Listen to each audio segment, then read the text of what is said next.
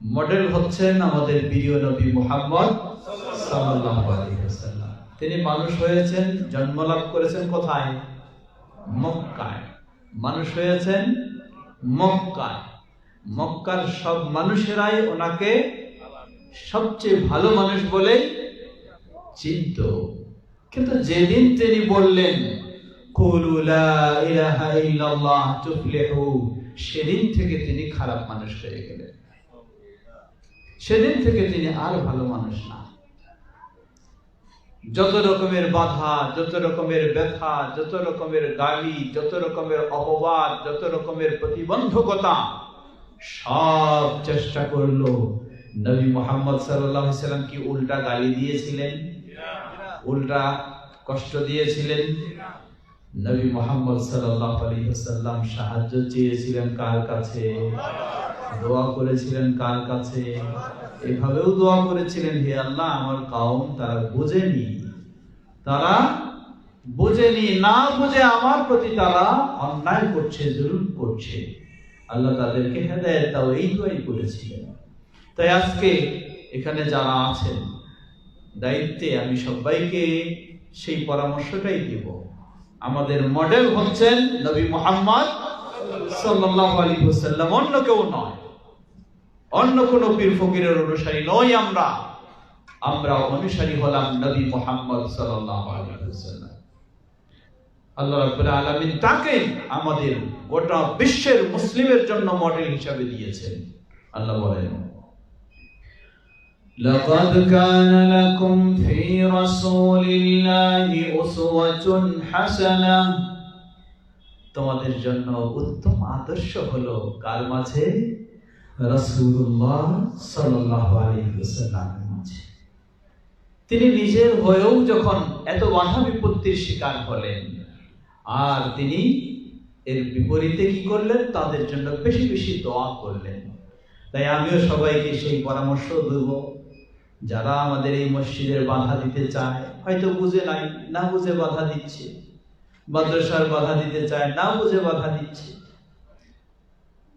আমরা তাদেরকে কখনো খারাপ কথা বলবো না। এটি আমাদের স্বভাব নয়। গালি দেওয়া আমাদের স্বভাব নয়। আমাদের স্বভাব হলো তাদের জন্য বেশি বেশি দোয়া করা। আল্লাহ যদি আমাদের দোয়া কবুল করেন, তাহলে আর বাধা থাকবে না। কি বলেন, ঠিক কিনা? সবাই সহযোগিতা দেবে। আল্লাহ আমাদের সেই পরিবেশ তৈরি করে দিন। সবাইকে এই মসজিদের জন্য আল্লাহ কবুল করে নিন, এই মাদ্রাসার জন্য আল্লাহ কবুল করে নিন। সমবেত দিনে ভাই সকল, সমস্যাটা কোথায়? কেন এই ভিন্ন পরিবেশ তৈরি হয়? কারণটা কি? এর একটি মূল কারণ হলো ইসলাম আমরা মানতে চাই ঠিকই, কিন্তু ইসলাম নিজের মতো মানতে চাই, ঠিক কিনা? হ্যাঁ, ইসলাম নিজের মতো মানতে চাই। ইসলাম যে ইসলামের মতো মানতে হবে, এই চিন্তাটা আমাদের অনেকেরই নেই। ইসলাম মানতে চাই নিজের মতো। আমি যেই চিন্তায় গড়ে উঠেছি ওইভাবে যদি ইসলাম হয়, ঠিক আছে। আমি যে আকীদায় গড়ে উঠেছি ওইভাবে ইসলাম হয়, ঠিক আছে। আমি যেই ধারণায় গড়ে উঠেছি ওইভাবে ইসলাম হয়, ঠিক আছে। আর আমার চিন্তা, আমার আকীদা, আমার চেতনা, আমার মতবাদ, আমার ধারণা, সেই আলোকে যদি ইসলাম না হয়, যতই সেই ইসলাম সুন্দর হোক, যতই সেই ইসলাম নির্ভেজাল হোক, যতই সেই ইসলাম আকর্ষণীয় হোক, যতই সেই ইসলাম খাঁটি হোক, তবু সেটি পছন্দ হয় না, ঠিক কিনা? অবস্থাটা আমাদের এই হয়ে গেছে। এজন্য প্রয়োজন ইসলামকে সঠিকভাবে, সঠিক নিয়মে ইসলামকে জানা। যদি সঠিক নিয়মে ইসলামকে জানা হয়, তাহলে আমাদের মাঝে এই ধরনের বিপরীতমূলক অবস্থান পাওয়া যাবে না। তাহলে কিভাবে সঠিকভাবে ইসলাম জানবো? সঠিকভাবে ইসলাম জানতে হয় যিনি ইসলাম দিয়েছেন, যার মাধ্যমে দিয়েছেন, সেই দুইজনের মাধ্যমেই জানতে হবে। ইসলাম কে দিয়েছেন? আল্লাহ রাব্বুল আলামিন। তাহলে কোরআন আল্লাহর বাণী, কোরআনের মাধ্যমে ইসলামকে জানতে হবে। কার মাধ্যমে ইসলাম দিয়েছেন? নবী মুহাম্মদ সাল্লাল্লাহু আলাইহি ওয়াসাল্লাম। নবী মুহাম্মদ সাল্লাল্লাহু আলাইহি ওয়াসাল্লামের সহিহ হাদিসের মাধ্যমে ইসলাম জানতে হবে। যদি এই দুই মাধ্যমে ইসলাম জানা হয়, কোরআন এবং সহিহ হাদিসের আলোকে, গোটা বিশ্বে মুসলিমদের মাঝে কোনো বিভেদ খুঁজে পাওয়া যাবে না। কিন্তু সমস্যা হলো, আমি ইসলাম জানতে চাই আমার পীর সাহেবের নিয়ম অনুযায়ী, আমি ইসলাম মানতে চাই আমার বুজুর্গের তরিকা অনুযায়ী, আমি ইসলাম জানতে চাই আমার মুর্শিদের নিয়ম অনুযায়ী। তাহলে মুর্শিদের অভাব নাই, পীরের অভাব নাই, তরিকার অভাব নাই, যার ফলে কি হয়ে যায়? বিপরীতমূলক পরিস্থিতি তৈরি হয়ে যায়। সমস্যাটা হলো এই জায়গায়। সুতরাং এই সমস্যা থেকে আমাদেরকে বের হয়ে আসতে হবে। এটাই হচ্ছে আহলুল হাদিসদের দাওয়াত। বলুন আলহামদুলিল্লাহ। আহলুল হাদিসদের কোনো ভিন্ন চিন্তা নয়, আহলুল হাদিসদের কোনো ভিন্ন দাওয়াত নয়। আহলুল হাদিসদের দাওয়াত হলো এটাই, আসুন ইসলাম মানি আল্লাহর বাণী আল কোরআনের মাধ্যমে, ইসলাম মানি আল্লাহর নবী মুহাম্মদ সাল্লাল্লাহু আলাইহি সাল্লামের সহিহ হাদিসের মাধ্যমে। এটাই আহলুল হাদিসদের দাওয়াত। আর এই কথাই প্রিয় নবী মুহাম্মদ সাল্লাল্লাহু আলাইহি ওয়াসাল্লাম তার বিদায় হজ্জে মুসলিম উম্মার জন্য বলে গেছেন। তিনি বলেছেন, তারাকতু ফীকুম আমরাইন লাম তাযিল্লু মা তামাসসাকতুম বিহিমা কিতাবাল্লাহি ওয়া সুন্নতি। রেখে যাচ্ছি তোমাদের মাঝে মাত্র দুটি জিনিস। কয়টি জিনিস? কয়টি? একটি হলো নকশবন্দিয়া আর একটি মুজাদ্দিদিয়া। হ্যাঁ, তাহলে একটি হলো কাদেরিয়া আর একটি হলো সাবেরিয়া। হ্যাঁ, তাহলে একটি হলো চিশতিয়া আর একটি হলো সরারদিয়া। লা হাওলা ওয়ালা কুওয়াতা ইল্লা বিল্লাহ। কিন্তু আজকে মারামারি কি নিয়ে? মারামারি এগুলি নিয়ে। কারণ আসল জায়গায় নাই, আসল জায়গায় যেতে পারিনি, এজন্যই মারামারি। যদি আসল জায়গায় যেতে পারতাম তাহলে মারামারির কোনো বিষয় ছিল না। মুসলিম মুসলিম কি ভাই ভাই হতো, ভাই ভাই থাকতো। কিন্তু আসল জায়গায় না থাকার কারণে মুসলিম মুসলিম ভাই ভাই নাই, মুসলিম মুসলিম ঠাই ঠাই হয়ে গেছে। একজন আরেকজনের শত্রু, বন্ধু নয়। অথচ ইসলাম একজন আরেকজনের বন্ধু বানাই দিয়েছে। আর আমরা আজকে অন্য হয়ে গেছি। আল্লাহ রাসূল সাল্লাল্লাহু আলাইহি ওয়াসাল্লাম বললেন, জেনে রাখো তোমাদের মাঝে রেখে গেলাম মাত্র দুটি জিনিস, যতক্ষণ পর্যন্ত এই দুটি জিনিসকে আঁকড়ে ধরবে কখনো পথভ্রষ্ট হবে না। একটি হলো কিতাবুল্লাহ, আল্লাহর কিতাব আল কোরআনুল কারীম। অপরটি হলো নবী মুহাম্মদ সাল্লাল্লাহু আলাইহি ওয়াসাল্লামের সুন্নাহ ওয়া হাদিস। লিল্লাহি তাকবীর, আল্লাহু তাকবীর। আজকে যদি গোটা বিশ্বের মুসলিমেরা ইউরোপ, আফ্রিকা, আমেরিকা, এশিয়া যেখানেই হোক না কেন, মুসলিম মানে যদি বলে ইসলাম মানব কোরআন এবং হাদিসের আলোকে, আফ্রিকার মুসলিমেরা বলবে ইসলাম মানে কোরআন এবং হাদিসের আলোকে, এশিয়ার মুসলিমেরা বলবে ইসলাম মানে হলো কোরআন এবং হাদিসে, ইউরোপের মুসলিমেরা বলবে ইসলাম মানে হলো কোরআন এবং হাদিসের আলোকে, আমেরিকার মুসলিমেরা বলবে ইসলাম মানে হলো কোরআন এবং হাদিসের আলোকে। গোটা বিশ্বের মুসলিমদের মাঝে ঐক্য ছাড়া কোনো দ্বিমত খুঁজে পাওয়া যাবে না। কিন্তু তা নয়, পথ ভিন্ন করে নিয়েছি। আমি মানবো আমার মাযহাব অনুযায়ী, আপনি মানবেন আপনার মাযহাব অনুযায়ী, উনি মানবেন ওনার মাযহাব অনুযায়ী, উনি মানবেন ওনার মাযহাব অনুযায়ী। মাযহাবের সীমাবদ্ধ থাকলেও চলতো, মাযহাবে সীমাবদ্ধ থাকলেও চলতো। ভারতবর্ষে সবচেয়ে মুসলিমরা কোন মাযহাবের বেশি? হানাফি মাযহাবের বেশি। মাযহাবে সীমাবদ্ধ থাকলেও চলতো। এই এক মাযহাবের মানুষ হাজার দলে বিভক্ত, হাজার পীরের অনুসারী, হাজার পীরের হাজার তরিকা, এক পীরের তরিকা আরেক পীরের মুরিদরা গ্রহণ করে না। আবার সবাই কয় মাযহাবের? সবাই এক মাযহাবের। দেখেন কি অবস্থা, আল্লাহ কি অবস্থা। এগুলির সবগুলির কারণ হলো একটাই, মানুষ কোরআন এবং সহিহ হাদিস থেকে দূরে সরে আসছে। একটাই কারণ, কোরআন এবং সহিহ হাদিসের কাছে যখন যাবে সব ভেদাভেদ দূর হয়ে যাবে। আজকে দেখুন কেউ বলে যে আপনি আবার সহিহ হাদিস কই পাবেন? এটাও আবার উল্টা কথা, এটাও উল্টা কথা। হাদিস বললেই হয়, সহিহ কেন বললেন? এটি লজ্জা লাগার কথা। কেউ যদি ইমাম আবু হানিফা রাহিমাহুল্লাহর অনুসারী হয় আর যদি বলে যে আপনি আবার সহিহ হাদিস কেন বলেন, এটি তার একটি মূর্খতার পরিচয় ছাড়া কিছুই নয়। কারণ স্বয়ং ইমাম আবু হানিফা রাহিমাহুল্লাহ তিনি এই নির্দেশনা দিয়েছেন স্পষ্টভাবে, বিশুদ্ধ সূত্রে ইমাম আবু হানিফা রাহিমাহুল্লাহ থেকে প্রমাণিত। তিনি বলেন, ইদা সাহহাল হাদিস ফাহুয়া মাযহাবি। যখন কোন হাদিস সহিহ বলে প্রমাণিত, ইমাম আবু হানিফা রাহিমাহুল্লাহ বলেন এটাই আমার মত পথ। বলুন আলহামদুলিল্লাহ। আজকে আহলুল হাদিসরা কি নতুন কথা বলে না ইমাম আবু হানিফা রাহিমাহুল্লাহর কথাই বলে? ইমাম আবু হানিফা রাহিমাহুল্লাহর কথাই বলে আহলুল হাদিসেরা, নতুন কথা নয়। কিন্তু সমস্যা হলো যারা ইমাম আবু হানিফা রাহিমাহুল্লাহর অনুসারী বলে দাবি করেন, তারা ইমাম আবু হানিফার কথা মানেন না।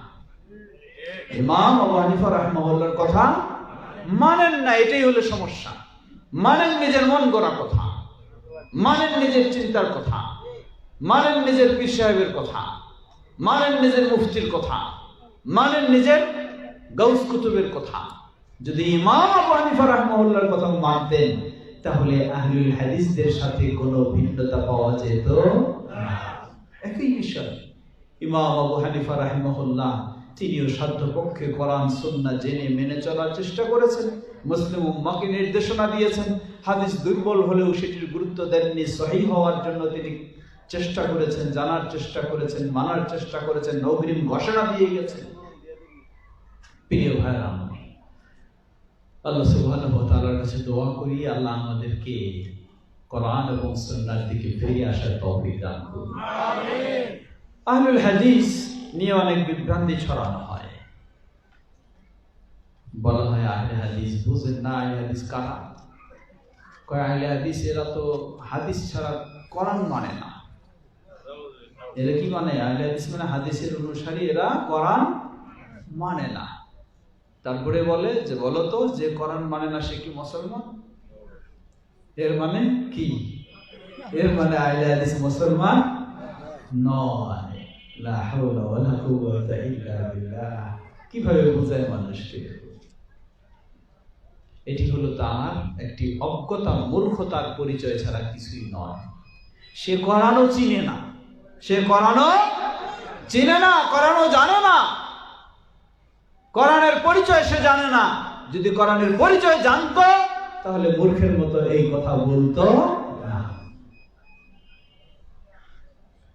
আল্লাহ রাব্বুল আলামিন কোরআনুল কারীমের অনেকগুলি নাম, বৈশিষ্ট্যপূর্ণ নাম বলেছেন। তার মধ্যে কোরআনের একটি নাম হলো কি? হাদিস। সূরা জুমার 23 নম্বর আয়াতে আল্লাহ বলেন,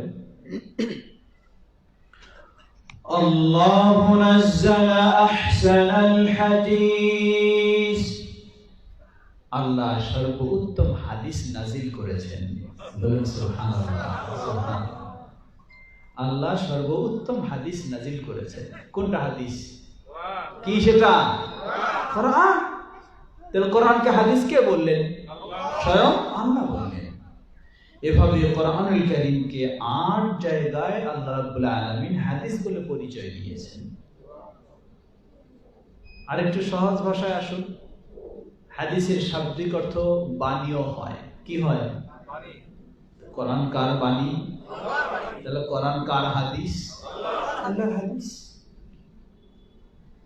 তাহলে 1 নম্বর হাদিস কোনটা? কোরআন। আল কোরআন। দ্বিতীয় হাদিস কোনটা? রাসূল সাল্লাল্লাহু আলাইহি ওয়াসাল্লামের হাদিস সবাই জানি। তাহলে হাদিস কয়টা? এই দুই হাদিসের অনুসারী যে সে কে? সেই হলো আহলে হাদিস। এই দুই হাদিসের অনুসারী সেই হলো আহলে হাদিস। তো এটি হলো যে বলে যে আহলে হাদিস মানে হলো কোরআন মানে না, হাদিস মানে খালি, আর যে হাদিস মানে কোরআন মানে না সে মুসলমান নয়। আসলে সে কোরআনও চিনে না, কোরআনের নামও জানে না, কোরআনের পরিচয় বুঝে না। বুঝলে এই মূর্খের মতো কথা বলবে না।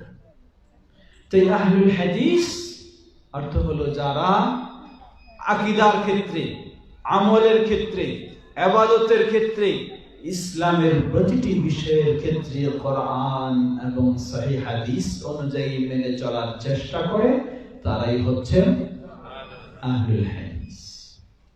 আল্লাহ আমাদের সবাইকে প্রকৃত আহলুল হাদিস হওয়ার তৌফিক দান করুন। এটার বিপরীত কোনো পথ আছে? কোনো পথ নেই। কেউ ইসলাম যদি মানতে চায় এর বিপরীত কোনো পথ নেই, মানতেই হবে আপনাকে এই দুটো। এজন্য অনেক সময় বলি আমরা, আপনি কবরের ওয়াজ শোনান খুব, তাই না? আলেম ওলামারা কবরের বয়ান শোনায় না? কবরে কি প্রশ্ন হবে সেটাও তো বয়ান শোনায়। কবরে প্রশ্ন ধরে বলুন, কয়টি প্রশ্ন হবে? 3টি না 5টি? হ্যাঁ, 5টি না 6টি? কবরে প্রশ্ন হবে 4টি। 4টার সাথে আরো 2টা যোগ করতে হবে।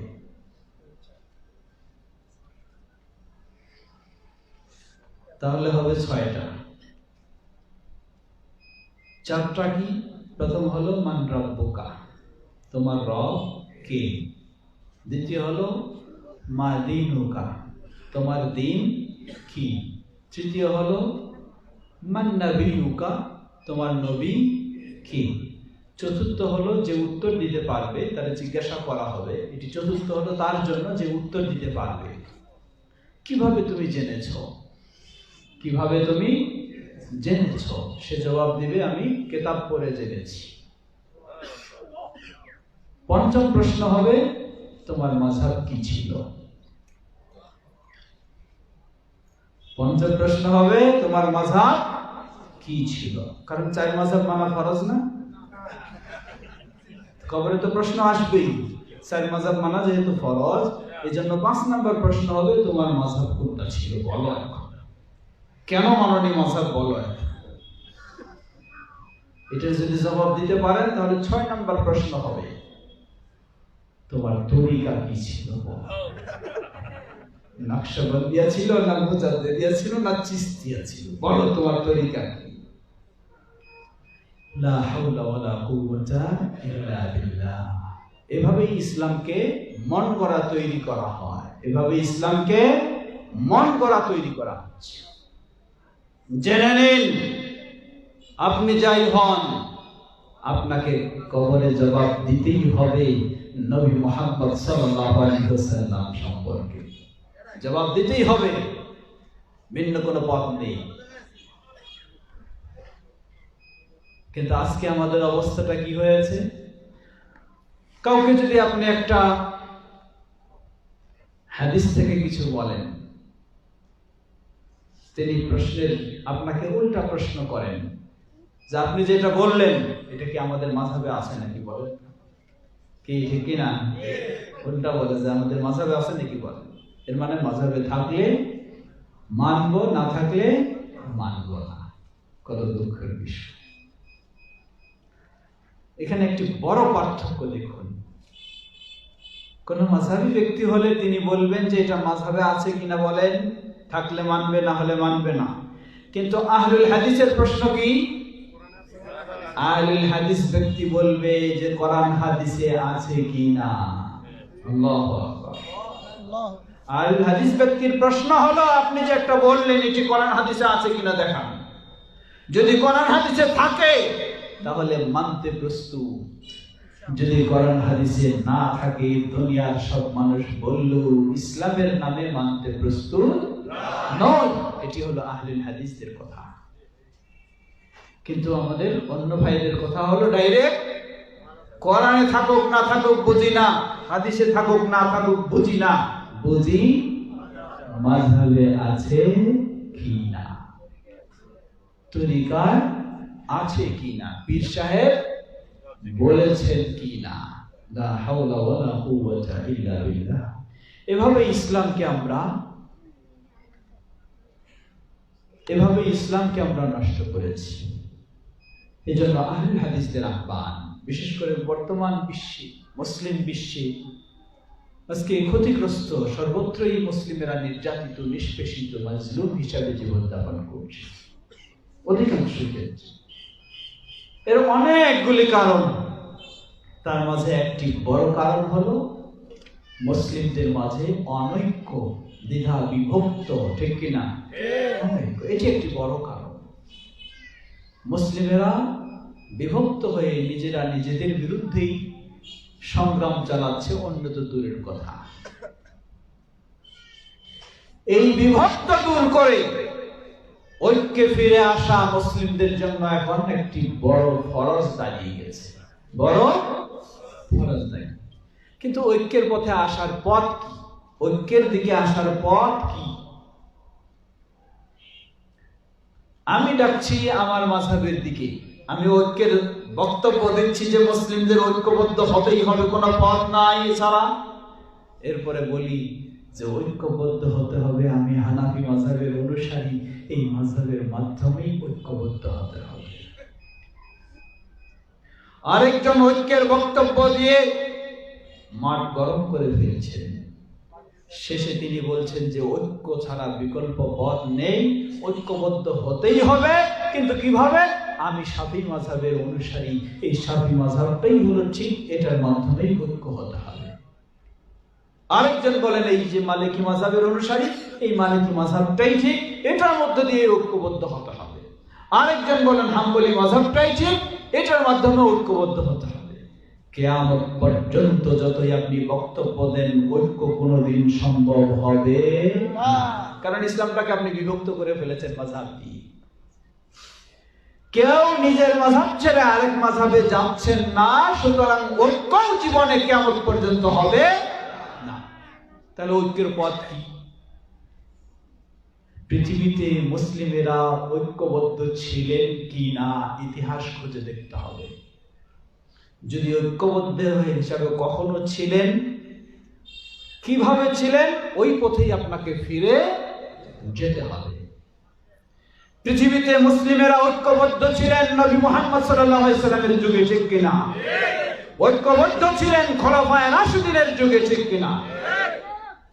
চার মাযহাবের আলোকেই তো সেই সময় ঐক্যবদ্ধ ছিলেন না? যখন এই মাযহাবী বিভক্ত প্রকট আকার ধারণ করে, তখন এই মুসলিমেরা বিভক্ত হয়ে গেছে। আজও সেই বিভক্ত চলছে, বিভক্তির পর বিভক্তি চলছে। সুতরাং যেই যুগে যেই সময় মুসলিমেরা ঐক্যবদ্ধ ছিলেন, সেই সময় এই ধরনের কোনো কিছু সীমারেখা ছিল না। ছিল শুধু কোরআন এবং হাদিস। রাসূল সাল্লাল্লাহু আলাইহি ওয়াসাল্লামের যুগে, খোলাফায়ে রাশিদিনের যুগে ওই নীতিতেই ফিরে যেতে হবে। তাহলেই সেই যুগে যেমন গোটা মুসলিমদের মাঝে ঐক্যবদ্ধ ছিল, আজও সম্ভব হবে সেভাবে ঐক্যবদ্ধ হওয়া ইনশাআল্লাহ। এটাই আহলুল হাদিসদের দাওয়াত, এটাই আহলুল হাদিসদের আহ্বান। আল্লাহ আমাদেরকে সেই বিষয়টি সকল মুসলিমদেরকে বুঝে সেভাবেই ঐক্যবদ্ধ হওয়ার তৌফিক দান করুন।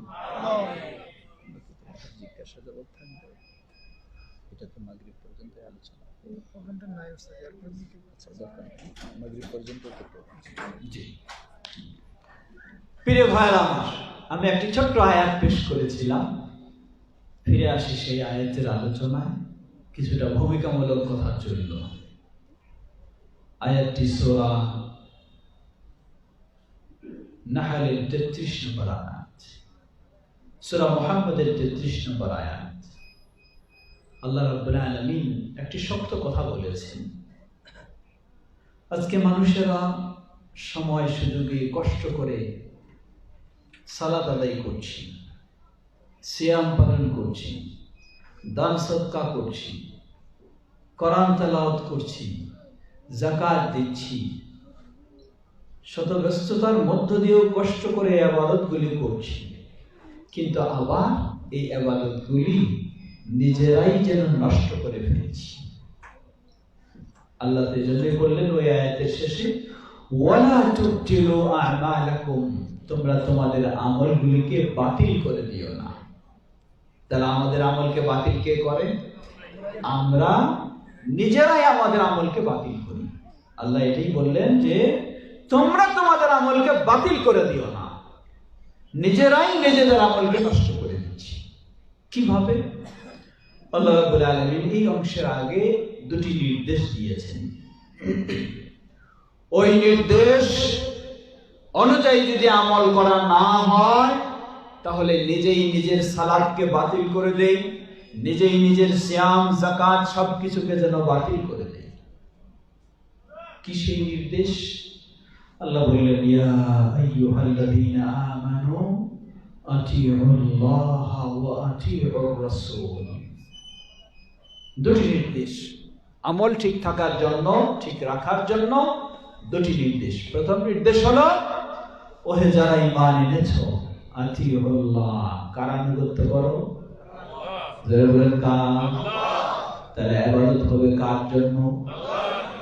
সকল প্রকার ইবাদত হতে হবে একমাত্র আল্লাহর জন্য। তবে মাঝে মাঝে উট গরু বাবার জন্য কুরবানি নিয়ে যাওয়া যাবে। দক্ষিণবঙ্গে যায় না, মুন্সিগঞ্জ তো এইদিকে কম, কিন্তু ওইদিকে যেটা বিক্রমপুর বলে পরিচিত, আধুনিক নাম বলতে মুন্সিগঞ্জ নাকি? না, মুন্সিগঞ্জ এখনকার লেটেস্ট নাম, বিক্রমপুর হলো আদি নাম, আদি নাম হলো বিক্রমপুর। তো বিক্রমপুরের সেই ওইসব অঞ্চলে কিন্তু কোরবানির খুব জমজমাট পরিস্থিতি আছে, তাই না? ওরস আরো কিছু। কোরবানি কার জন্য? সব আল্লাহর জন্য, কিন্তু মানুষ বড় কোরবানিটা করে বাবার জন্য। বাবাকে খুশি করার জন্য নিয়ে যায় না? বিশেষ করে ফরিদপুর, বরিশাল, ওই সব অঞ্চলে ট্রাকে ট্রাকে ভরে কোরবানি নিয়ে যায়, উট নিয়ে যায়। কাকে খুশি করার জন্য? যদি আল্লাহকে খুশি করার জন্য হতো তাহলে নিজের বাড়ির চতুর্দিকে লক্ষ্য করলে বহু দরিদ্র মানুষ মাসে এক টুকরা গোস্তও খাওয়ার হইতে সুযোগ পায় না, এদেরকে খাওয়ানোটা ফরজ ছিল। কিন্তু তা না খাওয়াইয়া নিয়ে চলে যায় একদম বাবার কাছে। তাহলে কার সন্তুষ্টির জন্য? এজন্য মনে রাখবেন, কোন প্রাণী কোরবানি এর মধ্যে দুটো জিনিস থাকে হালাল হওয়ার জন্য। প্রথম হলো আল্লাহর নামে কোরবানি হতে হবে, দ্বিতীয় হলো আল্লাহর সন্তুষ্টি অর্জনের জন্য কোরবানি হতে হবে। দুটোর যে কোনো একটি যদি না থাকে তাহলে সেটি শিরক হবে, হারাম হবে। তাহলে নিয়ে যায় ঠিকই, বিসমিল্লাহ আল্লাহু আকবার বলে কোরবানি হয়, কিন্তু কার সন্তুষ্টির জন্য? বাবাকে খুশি করার জন্য, বাবার নৈকট্য অর্জনের জন্য সেখানে নিয়ে যাওয়া হয়। যার কারণে আল্লাহর নাম নিয়ে কোরবানি করলেও সেটি শিরক, আল্লাহর নামে কোরবানি করলেও সেটি শিরক। প্রিয় ভাইরা আমার, আমরা বলছিলাম মানুষের জীবনের সকল প্রকার ইবাদত হবে কার জন্য? যদি না হয় এটার নাম কি? কি হবে? শিরক। পৃথিবীর বুকে সবচেয়ে জঘন্যতম অপরাধ কোনটি? শিরক। আল্লাহর কাছে সবচেয়ে জঘন্যতম অপরাধ যেটি, এটির নাম হলো শিরক। যার কারণে যেই ইবাদত যত শিরক মুক্ত হয় আল্লাহর কাছে ওই ইবাদত তত বেশি প্রিয় হয়। যেমন হাদিসে এসেছে, সহিহ বুখারীর হাদিসে আমরা জানি ইসলামের সবচেয়ে গুরুত্বপূর্ণ ইবাদত কোনটা? ঈমানের পরে সালাত না? আবার হাদিসে এসেছে, সহিহ বুখারীর হাদিস, আল্লাহ রাসূল সাল্লাল্লাহু আলাইহি ওয়াসাল্লাম বলেন, আল্লাহ বলেন, আস-সাওমু লি ওয়া আনা আজজি বিহি। সিয়াম হলো কার জন্য? আমার জন্য, আমি সরাসরি এর প্রতিদান দিই। আমরা জানি ইসলামে ঈমানের পরে সবচেয়ে গুরুত্বপূর্ণ ইবাদত হলো সালাত, কিন্তু সালাতের বিষয়ে আল্লাহ এই ঘোষণা দেননি, দিয়েছেন সিয়ামের বিষয়ে। কারণটা কি? কারণটা হলো তুলনামূলক সিয়াম শিরক মুক্ত বেশি হয়ে থাকে, তুলনামূলক। তাই আল্লাহর কাছে এটি সবচেয়ে বেশি পছন্দনীয়। একজন মানুষ সালাতে দাঁড়ায়ও শিরক করে, সালাতে দাঁড়িয়েও শিরক করে, বলে কেমনে? বিশেষ করে যারা সুন্দর করে সালাত আদায় করে এরাও শিরক করে, ধীর স্থিরে যারা সালাত আদায় করে এরাও শিরক করে। সবাই নয়, মনে রাখবেন, সবাই কথা বলছি না, কেউ বলতে পারে। কেমনে? হাদিসটি মুসনাদে আহমদের সহিহ হাদিস। আল্লাহ রাসূল সাল্লাল্লাহু আলাইহি ওয়াসাল্লাম বলেন, আখওয়াফু মা আখাফু আলাইকুম মিনাশ শিরকি আল আসগর। আমি সবচেয়ে যে বিষয়ে তোমাদের জন্য আশঙ্কা করছি তা হলো শিরকে আসগর, ছোট শিরক। সেই ছোট শিরক কি জিনিস? আল্লাহ রাসূল সাল্লাল্লাহু আলাইহি ওয়াসাল্লামকে জিজ্ঞাসা করা হলে কয়েক হাদিসে এসেছে, এক হাদিসে বলছেন যে সবচেয়ে বেশি আশঙ্কা করছি তোমাদের জন্য ছোট শিরক। এক বর্ণনায় এসেছে মিন মাসিহিদ দাজ্জাল, দাজ্জালের ফিতনার চেয়েও তোমাদের জন্য বেশি আশঙ্কা করছি। কি সেটি? সেটা হচ্ছে আর রিয়া, মানুষ দেখানো ইবাদত। সেটি হচ্ছে মানুষ দেখানো ইবাদত। মুসনাদ আহমদের হাদিসে আল্লাহ রাসূল সাল্লাল্লাহু আলাইহি ওয়াসাল্লাম দৃষ্টান্ত দিলেন, বললেন ইয়াকুমুর রাজুলু ফি সালাতি ফায়ুযায়্যিনুহা লিয়ুরা মিন নাযরি রাজুল। কোন মানুষ গিয়ে সালাতে দাঁড়াবে, দাঁড়ায় খুব সুন্দরভাবে সালাত আদায় করবে, ধীর স্থির ভাবে দাঁড়িয়ে আছে, কেরাত করে, রুকু করে, সিজদা দেয়, খুব ধীর স্থির সুন্দরভাবে, একদম সহিহ হাদিসের অনুযায়ী। কিন্তু পার্থক্য ছোট্ট একটু, কি সেটা? ভিতরের চিন্তাটা হলো বাইরের কোন মানুষ আসলে যেন দেখে আমি খুব ভালো নামাজি। কি? বাইরের কোন মানুষ আসলে যেন দেখে আমি খুব ধীর স্থির মনোযোগ সহকারে সালাত আদায় করছি, এটা যেন কেউ দেখে, এটা যেন কেউ শুনে, এটা যেন কেউ বলে। এই চিন্তায় যদি কেউ সালাতে দাঁড়ায়, আল্লাহ রাসূল সাল্লাল্লাহু আলাইহি ওয়াসাল্লাম বললেন সে সালাত আদায় করছে ঠিকই, কিন্তু কিসে লিপ্ত হয়েছে? শিরকে আসগরে লিপ্ত হয়েছে। আল্লাহু আকবার। তাহলে সালাতের ভিতরেও মানুষ শিরকে লিপ্ত হতে পারে। এই জন্য এই সিয়াম এমন একটি, সাধারণত সিয়ামে হতে পারে না তাও নয়, সিয়ামেও হতে পারে। মানুষ সিয়াম পালন করছে, রোজা রাখছে, শোনাচ্ছে ভাই আমি তো আজকে রোজা আছি, আপনার সাথে খাবো না। এর মানে কি? তার উদ্দেশ্য হলো তারে শোনাবে যে আমি রোজা আছি, তার উদ্দেশ্য হলো শোনাবে আমি রোজা আছি। যদিও সিয়ামের বিষয়টা, রোজার বিষয়টা বাহ্যিকভাবে প্রকাশ পায় না, ওটা ভিতরের বিষয়, কিন্তু বলে প্রকাশ করতে চায় ভাই আমি রোজা আছি, আমার সাথে বেশি কথা বলবেন না। এর মানে এর দিয়ে শোনাতে চায় যে আমি রোজা আছি, আপনি শুনেন, আপনি জানেন, আপনি বুঝেন যে আমি রোজাদার। এ ধরনের অসংখ্য ইবাদতের মধ্য দিয়েই শিরক হয়ে থাকে। সবচেয়ে বড় শিরক যেগুলি ইবাদতের মধ্যে হয়ে থাকে তার মধ্যে লক্ষ্য করুন, মানুষের জীবনে আমরা বলেছি ঈমানের পরে সবচেয়ে গুরুত্বপূর্ণ ইবাদত হলো কোনটি? সালাত। সালাতের মধ্যে গুরুত্বপূর্ণ অংশ কোনটি? সিজদা। সালাতের মধ্যে সবচেয়ে গুরুত্বপূর্ণ অংশ হলো সিজদা। আল্লাহ রাসূল সাল্লাল্লাহু আলাইহি ওয়াসাল্লাম বলেন, সহিহ মুসলিমের হাদিস, বান্দা যখন সিজদারত হয় ওয়া হুয়া আকরাবু ইনদা রাব্বিহ, তখন যেন সে তার রবের সবচেয়ে নিকটে পৌঁছে যায়। সুবহানাল্লাহ, সুবহানাল্লাহ। সহিহ মুসলিমের হাদিস। সবচেয়ে রবের নিকটে পৌঁছে যাওয়ার ইবাদত হলো সিজদা। আজকে এই মানুষই অমুসলিম বাদ দিন, মুসলিম বলে যে নিজেকে দাবি করে, সে এই সিজদাটাই দিয়ে থাকে, আল্লাহকে না দিয়ে দেয় কাকে? বাড়িয়ে দেয়, আছে না? অগণিত আছে না কম? অগণিত। এই সেজদায় দিয়ে যাচ্ছে কোথায়? কবরে। কোথায়? কবরে। এর চেয়ে বড় শিরক আর নেই। সুতরাং মনে রাখেন, আল্লাহর কাছে ইবাদত কবুল হওয়ার জন্য, বাতিল না হওয়া থেকে মুক্ত হওয়ার জন্য প্রথম শর্ত হলো কি হতে হবে? ইবাদত কার জন্য? একমাত্র আল্লাহর জন্য। আল্লাহর একত্ববাদ তাওহীদের উপর প্রতিষ্ঠিত হয়ে ইবাদত হতে হবে। সকল প্রকার শিরক থেকে মুক্ত হতে হবে। যদি না হয়, সারাটা জীবন ইবাদত করলেন, আবার এই ইবাদতেই আপনাকে জাহান্নামে নিয়ে যাবে। এই ইবাদতেই আপনাকে জাহান্নামে নিয়ে যাবে। কখন? যদি আপনার ইবাদত শিরক মুক্ত না হয়। এই জন্য মনে রাখতে হবে। অনেক সময় কেউ মনে করি, না কিছু করে ফেললাম, হোক, একটা তো হোক না, একটা তো হোক না। এটা হয় তাওহীদের আলোকে হলে আল্লাহর কাছে কবুল হবে, এর বিনিময়ে জান্নাত পাওয়া যাবে। আর যদি শিরকের মাধ্যমে হয়, তাহলে আল্লাহর কাছে প্রত্যাখ্যান হবে এবং এর বিনিময়ে জাহান্নাম পাওয়া যাবে। কোনো সুযোগ নেই।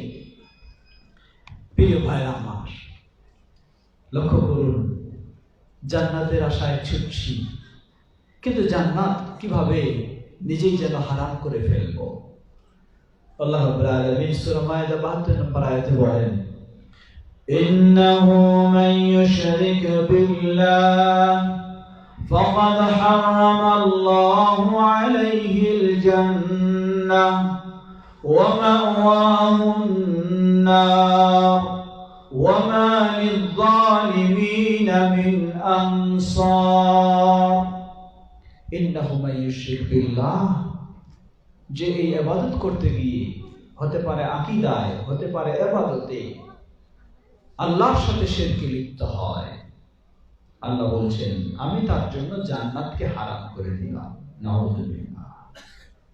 ওয়া মাওয়াহুন নার, তার জন্য স্থান অপরিহার্য করে দিলাম জাহান্নাম। ওয়া মা লিয-যালিমিনা মিন আনসার, এই জালিম মুশরিকদের জন্য আল্লাহর পক্ষ থেকে দুনিয়া ও আখিরাতে কোনো সাহায্য সহযোগিতা হবে না। প্রিয় ভাইরা, আজকে যে মাদ্রাসার প্রাঙ্গণে আমরা, মাদ্রাসাতু আল ফালাহ, আমরা আশা করব এই মাদ্রাসায় সেই সন্তান গড়ে উঠবে যেই সন্তান আল্লাহর তাওহীদ একত্ববাদ বুঝবে এবং তা মেনে চলার চেষ্টা করবে, শিরক বুঝবে এবং শিরক থেকে বিরত থাকার চেষ্টা করবে। বলুন আলহামদুলিল্লাহ। এই মাদ্রাসাতুল ফালাহ হলো সেই মাদ্রাসা। হতে পারে তার ছাত্রের সংখ্যা কম, হতে পারে তার শিক্ষকের সংখ্যা কম, রয়েছে এখনো প্রাথমিক পর্যায়ে। আল্লাহ রাব্বুল আলামিন কবুল করলে এটি হবে একদিন শীর্ষ পর্যায়ের প্রতিষ্ঠানগুলির মধ্যে ইনশাআল্লাহ। আমি শুনেছি একজন বক্তব্যে বলেছেন, কে বলেছেন সেটা বলতে পারছি না, 5 তলা ফাউন্ডেশন দিয়ে ভবনের কাজ শুরু করা হবে। দোয়া করছি আল্লাহ রাব্বুল আলামিন সেটি কবুল করে এবং সত্যিকারী তাওহীদ শিখে তাওহীদের উপর প্রতিষ্ঠিত হবে, শিরক মুক্ত হবে। এমনই আমাদের সন্তানেরা যেন এই প্রতিষ্ঠানে গড়ে উঠতে পারে, আল্লাহ তাওফিক দান করুন।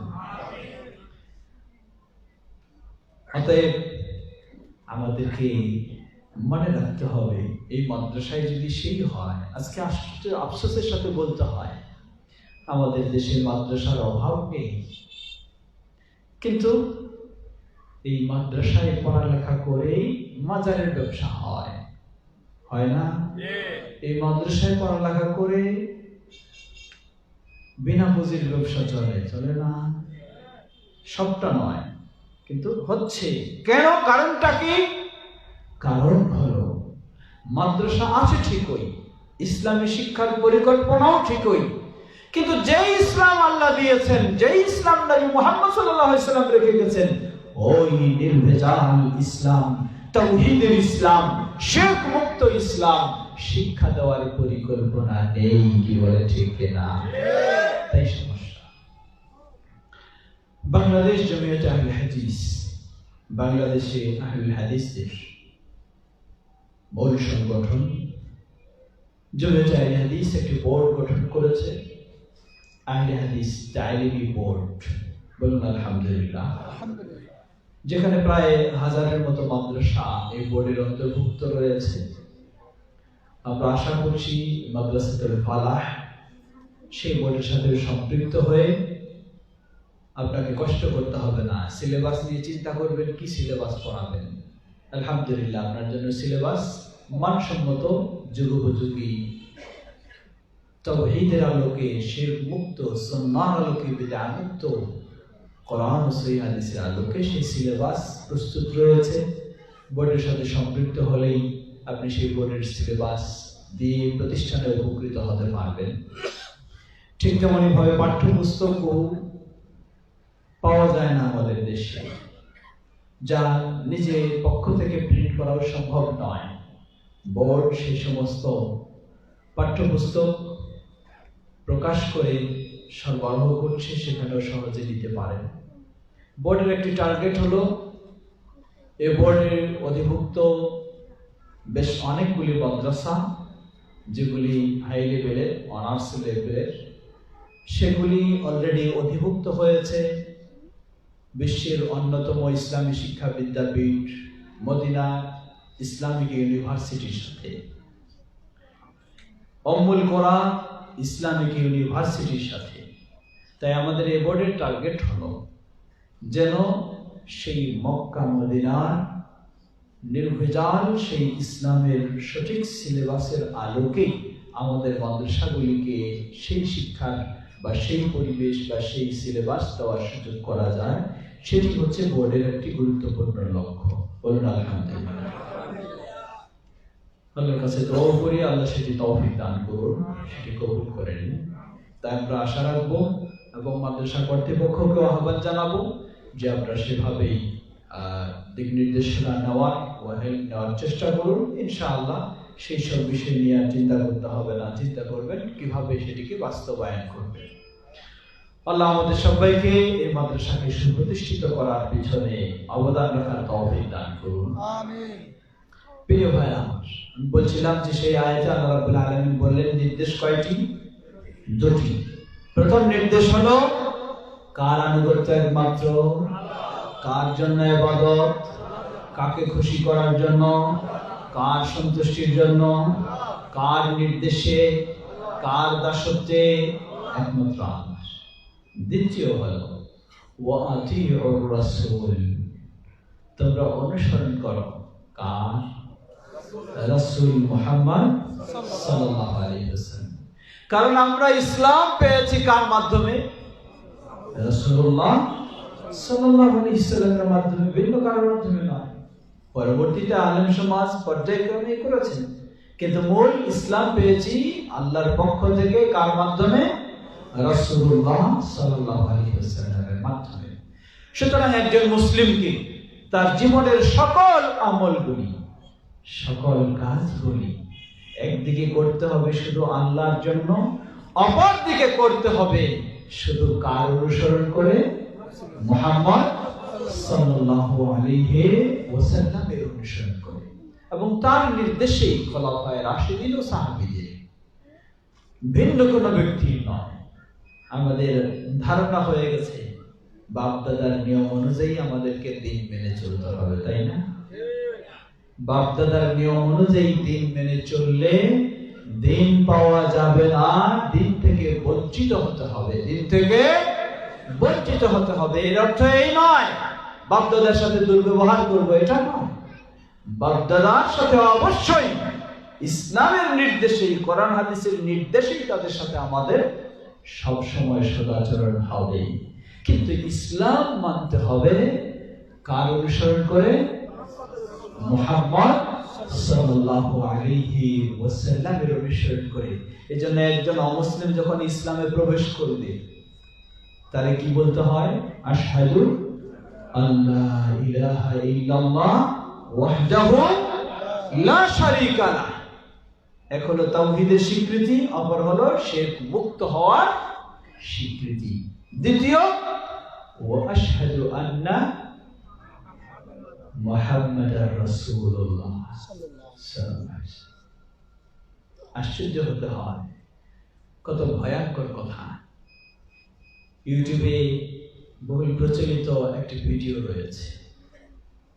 একজন বিরাট বড় মানুষ, সুন্দর দাড়ি, বিশাল পাগড়ি, সুন্দর পোশাক, আরবিতে বক্তব্য দিচ্ছেন।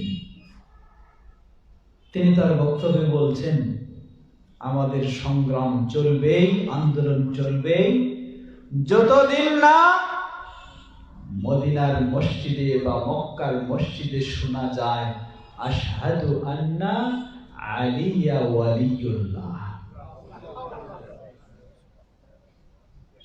আমাদের আন্দোলন চলবেই, সংগ্রাম চলবেই যতদিন না মক্কা মদিনার মসজিদে শোনা যায় আযানের মধ্যে যে আশহাদু আন্না আলিয়া ওয়ালিউল্লাহ। আশহাদু আন্না মুহাম্মাদার রাসূলুল্লাহর পরিবর্তে আলী ওয়ালিউল্লাহ, এটা যতদিন না শোনা যায় ততদিন তাদের সংগ্রাম চলবে। কে সেই ব্যক্তি? শিয়া, চরমপন্থী শিয়া যারা, তারা মুহাম্মদ সাল্লাল্লাহু আলাইহি ওয়াসাল্লামের নাম আযানে থাকুক এটিও তাদের পছন্দ হয় না। লা হাওলা ওয়ালা কুওয়াতা ইল্লা বিল্লাহ। সেই জায়গায় হতে হবে আলী রাদিয়াল্লাহু আনহু। কোনো সন্দেহ নেই, আমরা অবশ্যই আলী রাদিয়াল্লাহু আনহুকে সম্মান করি, শ্রদ্ধা জানাই, যেহেতু তিনি ইসলামের খলিফা, চতুর্থ খলিফা। কিন্তু আলী রাদিয়াল্লাহু আনহুকে সম্মান জানাতে গিয়ে মুহাম্মদ সাল্লাল্লাহু আলাইহি ওয়াসাল্লামের সমপর্যায়ে বা ঊর্ধ্বে কখনো স্থান দিতে পারি না। গোটা মানব জাতি এর মাঝে প্রথম স্থান যাকে দিব তিনি হলেন প্রিয় নবী মুহাম্মদ সাল্লাল্লাহু আলাইহি ওয়াসাল্লাম। আল্লাহর পরেই হলো মুহাম্মদ সাল্লাল্লাহু আলাইহি ওয়াসাল্লামের স্থান। অতঃপর খলিফা আবু বকর as-সিদ্দিক রাদিয়াল্লাহু আনহুর স্থান, অতঃপর খলিফা ওমর ফারুক রাদিয়াল্লাহু আনহুর স্থান, অতঃপর ওসমান বিন আফফান রাদিয়াল্লাহু আনহুর স্থান, অতঃপর আলী বিন আবি তালিব রাদিয়াল্লাহু তাআলা আনহুর স্থান।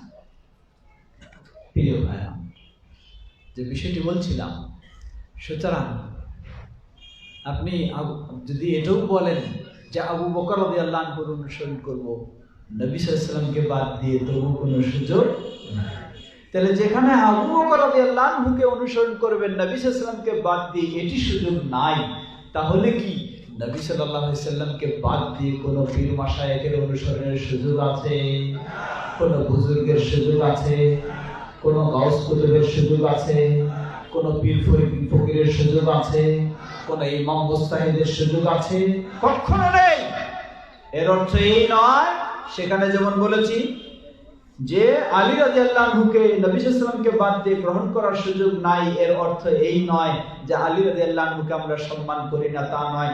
আলী রাদিয়াল্লাহু আনহু যেই সম্মানের অধিকারী, সেই সম্মান অবশ্যই তাকে আমরা দেব, দিতে হবে, এটি ঈমানের দাবি। ঠিক তেমনই ভাবে আলেম ওলামারা যেই সম্মানের অধিকারী, সেই সম্মান তাকে দিতে হবে।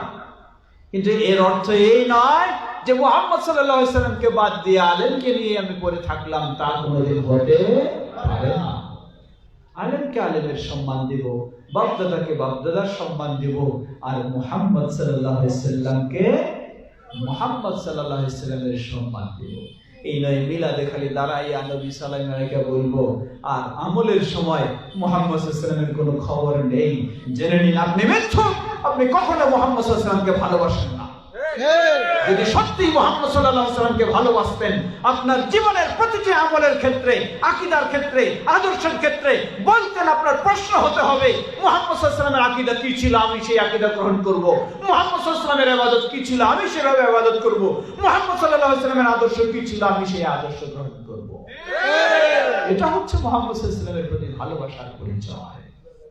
আজকে আহলুল হাদিসদের বক্তব্য হলো সেটাই। আপনার ভালোবাসার দাবি মিথ্যা হলে চলবে না, ভালোবাসা হতে হবে সত্য ভালোবাসা। আমরা যেন সত্যিকারী ভাবে মুহাম্মদ সাল্লাল্লাহু আলাইহি ওয়াসাল্লামকে সেভাবেই ভালোবেসে তার অনুসরণ করে আমাদের জীবনের ইবাদতগুলি করতে পারি। আল্লাহ আমাদের সবাইকে সে তৌফিক দান করুন। মনে রাখবেন, আল্লাহর তাওহীদ একত্ববাদের বিপরীত যেমন শিরক, মুহাম্মদ সাল্লাল্লাহু আলাইহি ওয়াসাল্লামের সুন্নাহর বিপরীত তেমন বিদআহ। বিপরীত তেমন বিদআহ। বিপরীত বেদা হলে অসুবিধা কোথায়? বেদাত তো আছেই সুযোগ। একটা হলো ভালো বেদাত, একটা খারাপ বেদাত। একটা বেদাতে হাসানা আর একটা বেদাতে সাইয়্যিআ।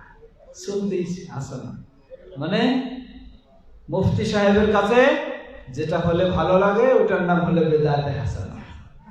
যেটা করলে মুফতি সাহেবের পকেট ভরবে ওটা হলো কি? বেদাতে হাসানা। আর যেটা করলে পকেট ভরবে না ওটা বেদাতে সাইয়্যিআ, ওটা চলবে না। লা হাওলা ওয়ালা কুওয়াতা ইল্লা বিল্লাহ।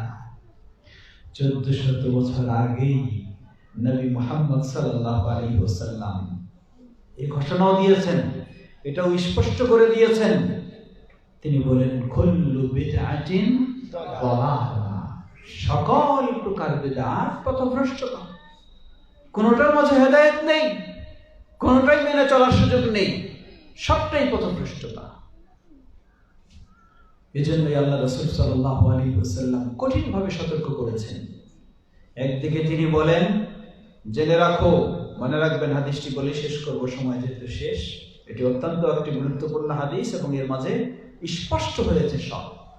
1400 বছর আগেই নবী মুহাম্মদ সাল্লাল্লাহু আলাইহি ওয়াসাল্লাম এমন ভাবে বর্ণনা দিয়েছেন, মনে হয় যেন আজকে আমরা সেই সমস্যাগুলি মনে করছি আর সমাধানটা নবী সাল্লাল্লাহু আলাইহি ওয়াসাল্লামের কাছ থেকে নগদ পেয়ে যাচ্ছি। সুবহানাল্লাহ। কারণটা কি? কারণটা নবী মুহাম্মদ সাল্লাল্লাহু আলাইহি ওয়াসাল্লাম তো নিজের মন থেকে বলেন নাই, সবগুলি বলেছেন কি থেকে? ওহীর মাধ্যমে বলেছেন। আর ভবিষ্যতের খবর কে জানেন? নবী সাল্লাল্লাহু আলাইহি ওয়াসাল্লাম জানেন না আল্লাহ জানেন?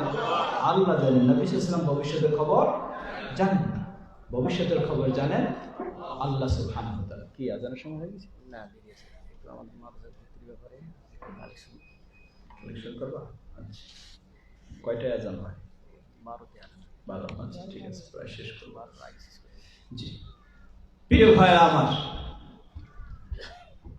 আল্লাহ রাসূল সাল্লাল্লাহু আলাইহি ওয়াসাল্লাম বললেন, মান ইয়াইশ মিনকুম বা'দি ফাসায়ারা ইখতিলাফান কাসীরা। জেনে রাখো, আমার পরে তোমরা যারা বেঁচে থাকবে, ইসলামে ইবাদতের নামে অনেক মতভেদ দেখতে পাবে। আছে মতভেদ পেয়েছেন? হিসাব নেই মতভেদের। কি করা?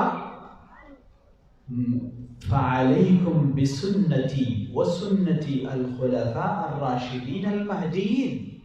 তোমাদের কর্তব্য হলো সেই মুহূর্তে, সেই পরিবেশে, পরিস্থিতিতে আমার সুন্নাহকে আঁকড়ে ধরো, খোলাফায়ে রাশিদিনের সুন্নাহকে আঁকড়ে ধরো। তামাসসাকু বিহা, শক্ত করে আঁকড়ে ধরো। ওয়া আযু আলাইহা বিন নওয়াজিজ। কি শব্দ ব্যবহার করেছেন দেখুন। প্রথমে বললেন শক্ত করে আঁকড়ে ধরো, এরপর আবার বললেন যে মারির দাঁতগুলি দিয়ে কামড়ে ধরো সুন্নাহকে। সুবহানাল্লাহ। এর মানে সুন্নাহ হয়তো আপনার কাছ থেকে ছুটে যেতে পারে, দাঁত দিয়ে কামড়ে ধরতে হবে সুন্নাহকে। এটা এক। সাথে আবার সতর্ক করলেন, ওয়া ইয়াকুম ওয়া মুহদাসাতিল উমুর। আবার সতর্ক সাবধান করছি, ইসলামে ইবাদতের নাম দিয়ে নতুন নতুন বহু কিছু চালু হবে। আল্লাহু আকবার। কিভাবে বলেছেন কথাগুলি দেখুন। সেগুলি থেকে তোমাদেরকে সতর্ক করছি। ফাইন্না কুল্লা মুহদাসাতিন বিদআহ, কারণ প্রতিটি নতুন আবিষ্কৃত বিষয়গুলি কি হবে? বিদআত। ওয়া কুল্লা বিদআতিন দালালাহ, প্রতিটি বিদআতই হলো পথভ্রষ্টতা। স্পষ্ট করে দিয়েছেন, আর স্পষ্ট করার প্রয়োজন নেই। কিন্তু দুঃখের বিষয়, আলেম সমাজে এটাকে রংচং দিয়ে আরেক দিক নিয়ে চলে যাচ্ছে। বলে যে বেদাত কিছু হলো ভালো, কিছু হলো মন্দ। প্রিয় ভাইরা আমার, মাদ্রাসাতুল ফালাহ হলো সেই মাদ্রাসা, যেই মাদ্রাসায় সেই সুন্নাহর আলোকে আমাদের কলিজার টুকরা সন্তানদেরকে শিক্ষা দেওয়া হবে। যারা হবে দেশের সুনাগরিক, যারা হবে বাবা মার আদর্শ সন্তান, দেশের আদর্শ সন্তান, সে আলোকেই মাদ্রাসাতুল ফালাহ কার্যক্রম নিয়ে সামনের দিকে অগ্রসর হচ্ছে। প্রয়োজন আপনাদের সকলের সার্বিক সহযোগিতা। বিশেষ সহযোগিতা হলো এই মাদ্রাসা আপনার সন্তানের জন্য, অতএব আপনার সন্তান এখানে দিতে হবে। বিশেষ করে যারা পার্শ্বী রয়েছেন, প্রতিবেশী রয়েছেন, তাদের প্রতি এটি আরো বিশেষ মাদ্রাসার পক্ষ থেকে আহ্বান যে এই প্রতিষ্ঠান আপনার পাশে। দূরের সন্তানেরা এখানে আছে আর আপনি কাছে হয়েও আপনার সন্তান এখানে নেই, নিশ্চয়ই আপনি এ মাদ্রাসার উপকার থেকে বঞ্চিত হচ্ছেন। তাই আসুন, আপনার সব সন্তানকে এখানে দিতে হবে এটি কোনো বলছি না আমরা। আপনার একাধিক সন্তান রয়েছে, এক সন্তানকে এখানে শিক্ষিত করুন। এবং এখানে শিক্ষিত করলে এটি আবার স্মরণ করে দিতে চাই, আমাদের সমাজে কিছু মাদ্রাসা রয়েছে যেখানে পড়লে একজন হাফেজ সাহেবের ছাড়া আর বেশি কিছু হওয়া যায় না। আর হাফেজ সাহেব হলেই তো সুবিধা, মানুষের কোরআন খতম করার লোক খুঁজে পাওয়া যাবে, তাই না? হ্যাঁ, কারণ কেউ মারা গেলেই শুধু কোরআন খতমের চর্চা, জীবন থাকতে কোরআন পড়ার খতম নিজে করবে এটাও কোনো চিন্তা নাই, ঠিক কিনা? অবস্থা এই হয়েছে না। এই সমস্ত চর্চাগুলি সম্পূর্ণ নিষিদ্ধ। কোরআন শুধু কেউ মারা গেলে তার জন্য খতম দিবে, বা কারো বার্ষিকের জন্য খতম দিবে, বা কোনো উদ্বোধনের জন্য খতম দিবে, এজন্য কোরআন আসেনি, এজন্য কোরআন নাজিল হয়নি। সুতরাং এগুলি গর্বিত কাজ যেগুলি আজকে আমাদের সমাজে হয়েছে। আমরা আশা করি মাদ্রাসাতুল ফালাহ সেই আদর্শের নয়, সেই চিন্তার নয়। এখানে সন্তানেরা ভালো মন মানসিকতায়, মর্যাদা বোধ সম্পন্ন, আত্মমর্যাদা বোধ সম্পন্ন মানসিকতায় গড়ে উঠবে, যারা দেশের জন্য কল্যাণকর হবে, দেশের জন্য উপকারী হবে। এমনই ভাবেই সন্তানদেরকে গড়ে তোলার চেষ্টা করা হয়। আল্লাহ আমাদের সেই প্রতিষ্ঠানকে এভাবে কবুল করে নেন বলেন আল্লাহ। সময় হাতে নেই, শেষ পর্যায়ে